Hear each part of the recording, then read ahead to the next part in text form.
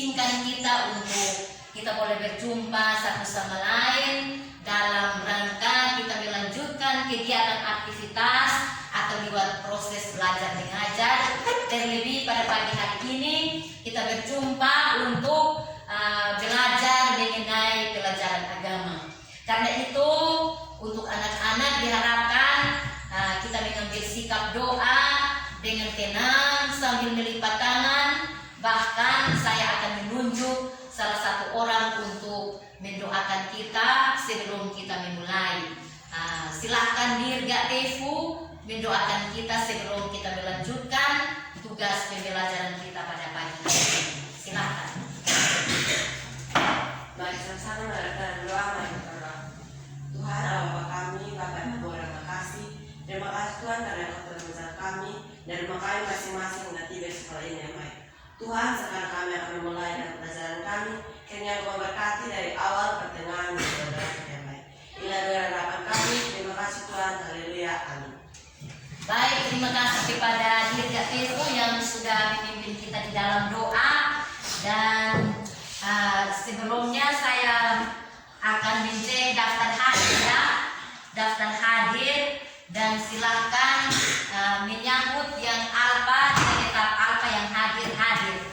Dengan nama Dirga Tefu, Hadir Ibu. Rodi Lada, Hadir Ibu. Chris Lamai, Hadir Ibu. Dito Teva, Hadir Ibu. Eron Julius Naik, Ada Izi.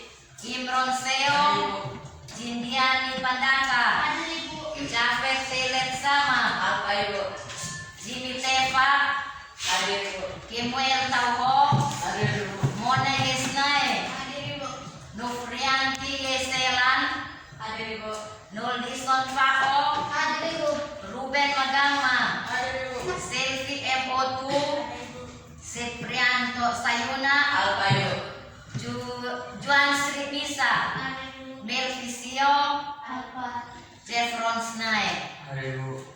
Baik, terima kasih bagi anak-anak yang sudah mengambil bahagian pada pagi hari ini untuk kita boleh melanjutkan tugas pekerjaan kita lewat proses belajar mengajar.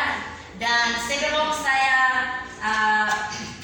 melanjutkan proses atau aktivitas lewat belajar mengajar hari ini, pertama-tama saya sarankan atau saya menghimbau kepada anak-anak sekalian bahwa di sini ada aturan untuk kita boleh mengikuti proses belajar mengajar, yaitu guru sebagai pendidik harus menyampaikan materi-materi yang ada, dan setelah itu baru diberikan kesempatan kepada anak-anak untuk anak-anak bisa memberikan masukan atau memberikan pertanyaan, usul dan saran. Dan waktu yang ibu berikan itu nanti pada akhirnya setelah kita melewati proses belajar mengajar ini. Dan itu diharapkan supaya kita menciptakan suasana yang tenang, supaya ketika kita belajar atau menjalankan aktivitas kita pada pagi hari ini benar-benar kita pulang dengan membawa bekal itu sebagai ilmu dan pengetahuan, dan kita akan mempraktikkan di dalam kehidupan kita setiap saat, baik di rumah, di sekolah, ataupun di mana saja kita berada. Karena itu harapan ibu supaya kita memiliki keadaan atau memiliki suasana yang damai sejahtera, tenang, dan kita akan mengikuti pelajaran dengan baik. Karena ketika anak-anak kalau menciptakan suasana tidak aman di dalam kelas, maka juga akan mempengaruhi akan kita semua dan bahkan juga ibu guru.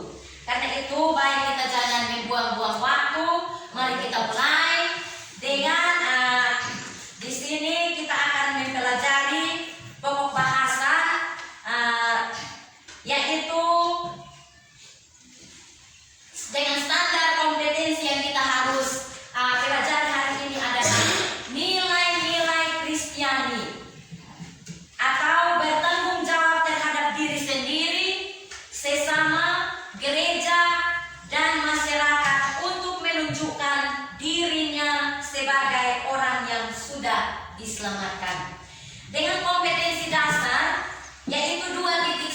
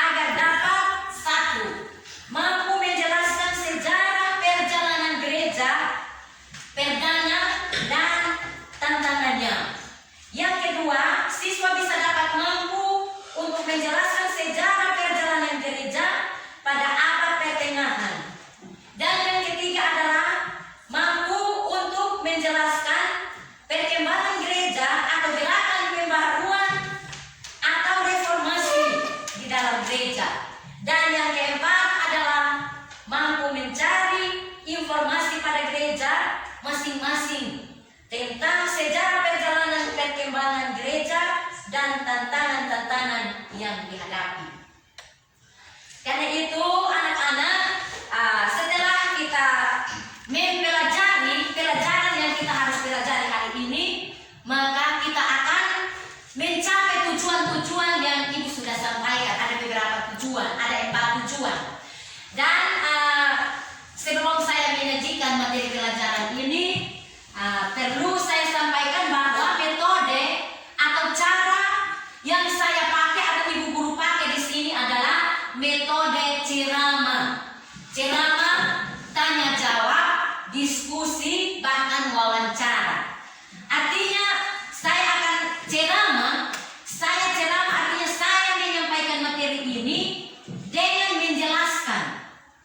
Metode tanya jawab, setelah saya menyampaikan materi ini, maka anak-anak perlu bertanya kepada ibu bahwa ada pertanyaan-pertanyaan atau soal-soal atau materi yang belum dimengerti oleh anak-anak. Di situ ibu akan menjawab, karena itu dikatakan metode tanya jawab. Anak-anak bertanya kepada ibu bertanya, ibu menjawab kepada anak-anak. Sekalian pun atau timbal baliknya adalah saya bertanya kepada anak-anak, maka anak-anak menjawab. Dan hal yang ketiga, metode yang ketiga adalah metode wawancara. Artinya seperti pembelajaran kita 2 minggu lalu, saya menyuruh anak-anak untuk pergi dan mewawancarai akan Pak Pendeta atau Bapak Pendeta atau Ketua Majelis atau sebaliknya Bapak Ibu Guru Agama atau Penatua dan Diaken. Ada tugas-tugas yang perlu disampaikan oleh anak-anak atau ibu guru. Artinya kita mewawancarai. Anak-anak mewawancarai seseorang untuk dia bisa menjawab. Terus ibu juga sebaliknya ibu mewawancarai anak-anak. Karena itu metode yang ibu sampaikan. Semoga anak-anak dipahami dan dalam proses belajar mengajar ini tidak ada yang menciptakan hal-hal kegaduhan, keributan di dalam kelas. Paham? Baik, terima kasih kepada anak-anak yang sudah paham mengenai metode atau cara pembelajaran yang kita akan lakukan pada hari ini. Saya mohon supaya anak-anak jangan jenuh. Artinya jangan capek, jangan merasa lelah, jangan merasa bosan. Karena pelajaran ini merupakan pelajaran yang menjadi ilmu atau makanan pengetahuan yang kau akan pakai pada masa depan sebagai ilmu dan mencerahkan akan kehidupanmu. Baik, kita akan segera mulai dengan tema yang kita pelajari hari ini adalah hidup saling berbagi. Hidup saling berbagi. Kira-kira anak-anak sudah dengar kata hidup saling membagi atau tidak? Sudah pernah dengar di sekolah ataupun di rumah dan di mana saja? Sudah. Hidup saling membagi itu artinya hidup kita akan tergantung kepada orang lain dan sebaliknya orang lain juga akan hidupnya tergantung kepada kita sebagai anak-anak atau siapa saja. Baik itu orang tua, bapak, mama, anak-anak, bahkan juga di mana saja kehidupan kita sebagai manusia yang menjadi makhluk sosial itu, kita akan saling tergantung satu sama lain. Artinya ada satu waktu kita bisa membutuhkan orang lain, satu waktu orang lain juga bisa membutuhkan pertolongan daripada kita. Nah, di sini tema yang kita pelajari hari ini adalah hidup saling berbagi. Karena tadi berdasarkan metode yang saya pakai adalah ceramah sambil tanya jawab. Sehingga mungkin ada yang pernah mendengar kata perdana. Jujur saja, ada yang belum mendengar atau ada yang sudah pernah? Belum. Jujur itu lebih baik daripada kita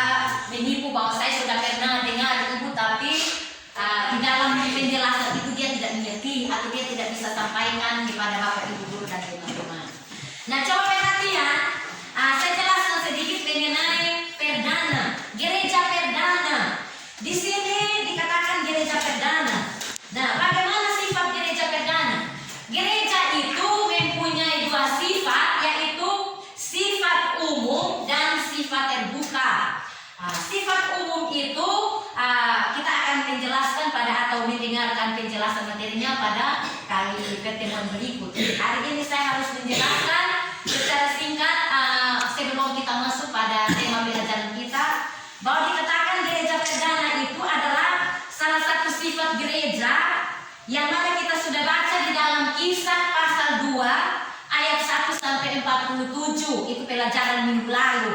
Tapi saya kasih hanya Kisah pasal 2 ayat 1 sampai dengan ayatnya yang ke-13. Hari ini kita belajar secara garis besar bagaimana kita bisa mengerti akan kata gereja perdana.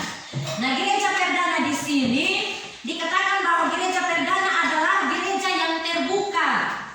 Artinya gereja ini terdiri dari orang-orang yang berasal dari berbagai daerah di seluruh dunia.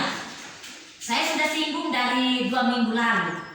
Jadi orang-orang yang dipanggil dan bahkan bukan berasal dari satu daerah, tetapi dari berbagai daerah di seluruh dunia. Ini berarti bahwa kalaupun mulanya murid-murid Tuhan Yesus hanya terdiri dari orang-orang yang berasal dari orang-orang Yahudi, bahkan hanya dari satu daerah saja, yaitu daerah Galilea. Gereja perdana sudah terdiri dari orang-orang yang berasal dari latar belakang, bahasa, budaya, dan berbeda-beda. Artinya gereja perdana itu terbuka. Saya ulangi bahwa gereja perdana itu terbuka untuk semua orang di kolong langit di muka bumi. Baik itu berasal dari semua penjuru dunia. Dan bahkan juga seperti yang diumpamakan dalam firman Tuhan, bahwa sama halnya bahwa dahulu itu murid-murid Tuhan Yesus hanya terdiri dari beberapa orang saja, tetapi setelah Tuhan Yesus memberikan kuasa Roh Kudus-Nya datang kepada dunia ini, teristimewa lewat gereja perdana yang terbuka untuk menerima semua orang, maka di situ kita melihat bahwa ada orang-orang yang berasal dari berbagai macam suku, budaya, golongan, bangsa, dan ras, atau tingkat ekonomi, dan lain sebagainya. Karena itu, selain itu juga, saya jelaskan sedikit lagi, gereja perdana itu juga terbuka bagi kepemimpinan. Nah, kepemimpinan di sini dimaksudkan adalah kepemimpinan waktu itu adalah hanya diuntukkan atau diperuntukkan untuk kaum laki-laki. Kaum perempuan tidak mendapat jabatan atau kepemimpinan. Namun di dalam gereja perdana ini terbuka bahwa kepemimpinan itu datang kepada kaum laki-laki dan tidak menutup kemungkinan bagi kaum perempuan. Karena itu kita lihat di dalam Alkitab, di sana menjelaskan bahwa ada tokoh-tokoh. Jadi anak-anak ingat, karena tahun lalu itu ada satu soal yang ibu baca, soal ujian nasional, soal ini keluar. Karena itu ketika saya mempersiapkan materi untuk menyampaikan kepada anak-anak, maka saya teringat akan soal ini. Sehingga dikatakan bahwa gereja perdana itu terbuka untuk kaum perempuan. Perempuan juga bisa memimpin. Contoh atau hal kecil di dalam kelas. Dahulu anak-anak yang dipilih untuk menjadi ketua kelas, ketua OSIS itu seharusnya adalah anak laki-laki atau kaum laki-laki. Tetapi zaman sekarang tidak memilah atau tidak memilih baik dia itu perempuan, baik dia itu laki-laki. Dan di mana-mana di unit kerja bahkan juga ada kaum perempuan yang menjadi kepala sekolah. Ada perempuan yang menjadi diaken, menjadi pendeta, menjadi penatua. Karena itu dikatakan bahwa bukan saja kepemimpinan itu terbuka hanya untuk kaum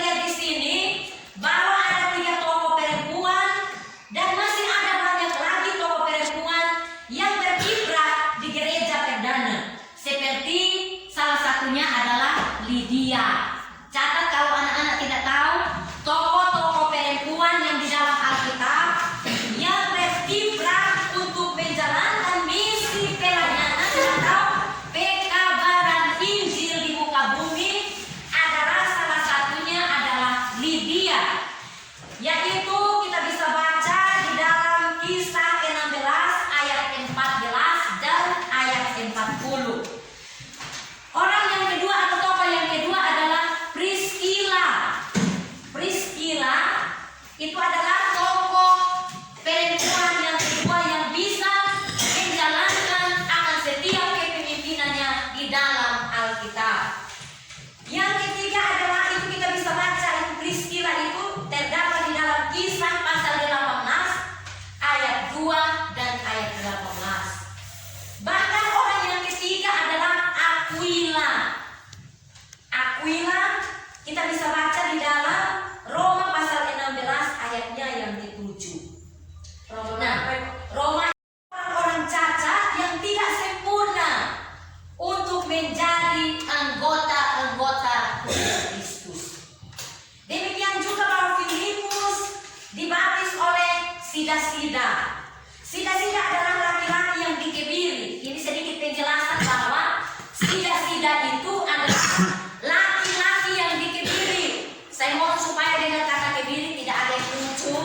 Karena ini pelajaran di dalam agama bahwa menjelaskan kepada kita bahwa orang-orang yang berasal atau terpilih, terbuka di dalam gereja perdana itu adalah menerima siapa dia, orangnya kaya, miskin, atau orangnya cantik, hidung mancung, hidung pesek, bahkan juga kaya atau miskin. Sehingga dikatakan bahwa orang yang tidak sempurna pun bisa dipilih oleh Tuhan menjadi pemimpin. Tadi disampaikan dalam pembelajaran atau materi yang saya singgung di dalam gereja perdana ini adalah bahwa Filipus itu seorang laki-laki yang dikebiri seperti binatang. Tetapi Tuhan tidak memilih siapa dia, Filipus itu. Meskipun dia cacat tubuhnya, tetapi Tuhan memanggil Filipus untuk menyebarluaskan berita kebenaran Allah di dunia ini. Artinya Filipus itu, dia itu tokoh laki-laki di dalam Alkitab yang bisa mampu menjalankan akan tugas pelayanan keselamatan di dalam dunia.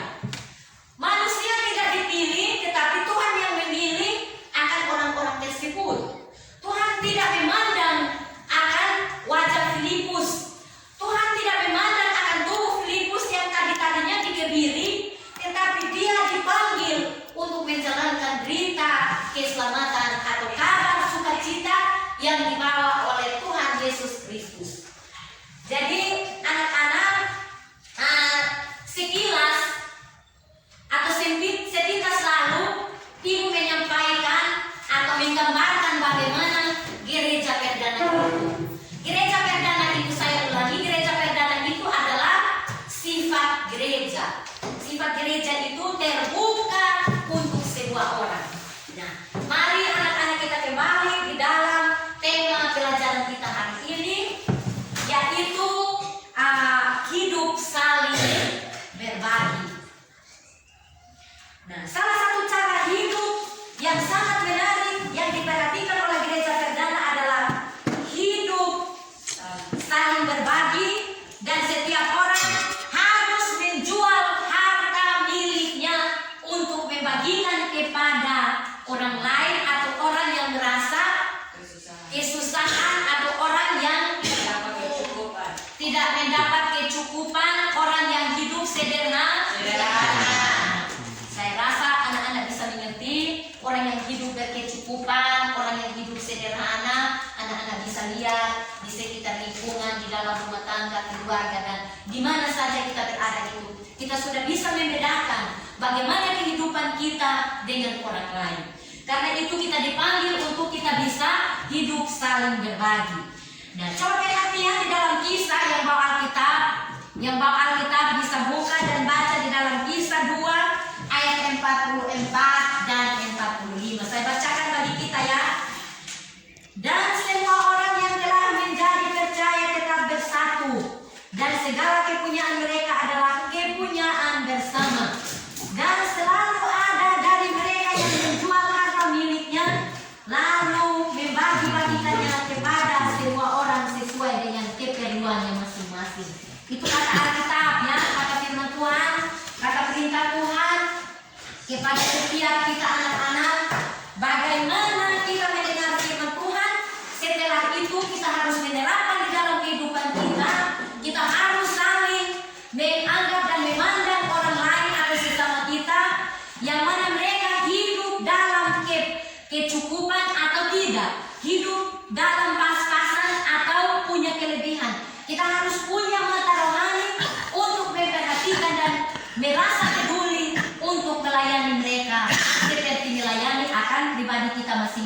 masing-masing. Kami berdasarkan firman Tuhan bahwa Tuhan Yesus Kristus datang di dunia untuk melayani dan menyelamatkan manusia yang berdosa. Sama pula kita harus pergi dan melayani sesama kita seperti diri kita sendiri. Nah, anak-anak, coba perhatian, orang-orang Kristen perdana tidak menganggap milik mereka hanya untuk mereka sendiri. Artinya orang-orang yang dipanggil dalam gereja perdana itu mereka sama dengan pribadi orang lain. Mereka saling membagi apa yang mereka miliki sehingga tidak ada seorang pun yang berkekurangan. Cara hidup ini sesungguhnya menarik sebab beberapa orang di berbagai penjuru dunia ini ada yang hanya mementingkan akan materialistik. Nah, ada yang tahu, anak-anak ada yang tahu kata materialistik? Tidak tahu. Kalau tidak tahu, ingat sebentar ibu akan menjelaskan. Setelah menjelaskan ibu akan bertanya, kira-kira apa itu orang yang hidup dengan cara materialistik. Nah, saya tidak